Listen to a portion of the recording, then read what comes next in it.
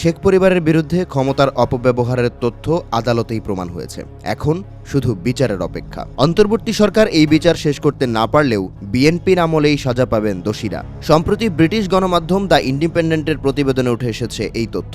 প্রতিবেদনে উল্লেখ করা হয়, টিউলিপের সাজা নিশ্চিত করতে বদ্ধপরিকর বাংলাদেশের হবু পররাষ্ট্রমন্ত্রী হুমায়ুন কবির। সম্প্রতি আন্তর্জাতিক মহলে শক্ত বার্তা পাঠিয়েছেন বিএনপির এই শীর্ষ নেতা, যেখানে তিনি সাফ জানিয়ে দেন, যে কোনো মূল্যে দণ্ডিত এই অপরাধীকে দেশে ফিরিয়ে আনতেই হবে। হ্যামস্টেড ও হাইগেটের এই এমপি বাংলাদেশের আদালতে দুর্নীতি ও জমি দখলের মামলায় সাজাপ্রাপ্ত।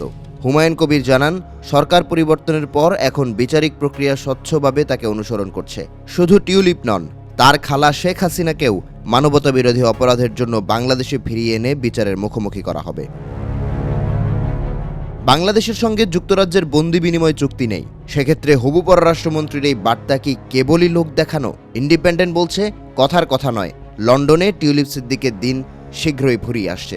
হুমায়ুন কবির ব্রিটিশ সরকারকে মনে করিয়ে দিয়েছেন, অবৈধ অভিবাসন মোকাবেলায় যুক্তরাজ্যের শক্তিশালী অংশীদার বাংলাদেশ।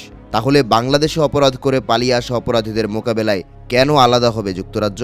ইতিমধ্যে সাবেক মন্ত্রী সাইফুজ্জামান চৌধুরীর কোটি কোটি টাকার সম্পদ ও ৩০০টি বাড়ি ফ্রিজ করেছে ব্রিটিশ ক্রাইম এজেন্সি। ফলে টিউলিপ সিদ্দিককে প্রত্যর্পণের বিষয়েও কোনো শঙ্কা থাকার কথা নয়।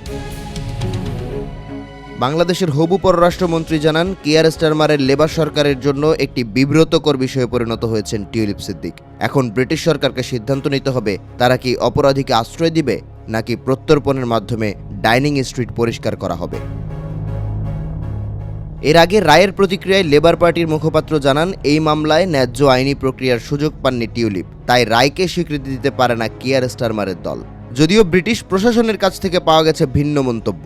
ব্রিটিশ প্রধানমন্ত্রীর নীতিশাস্ত্র উপদেষ্টা স্যার লরি ম্যাগনাস জানান, দুর্নীতির এই ঘটনায় তিনি অন্যায্যতার প্রমাণ শনাক্ত করতে পারেননি। তবে এটি দুঃখজনক যে সিদ্দিক এই সংযোগের সম্ভাব্য সুনাম ঝুঁকি সম্পর্কে আরও সতর্ক ছিলেন না।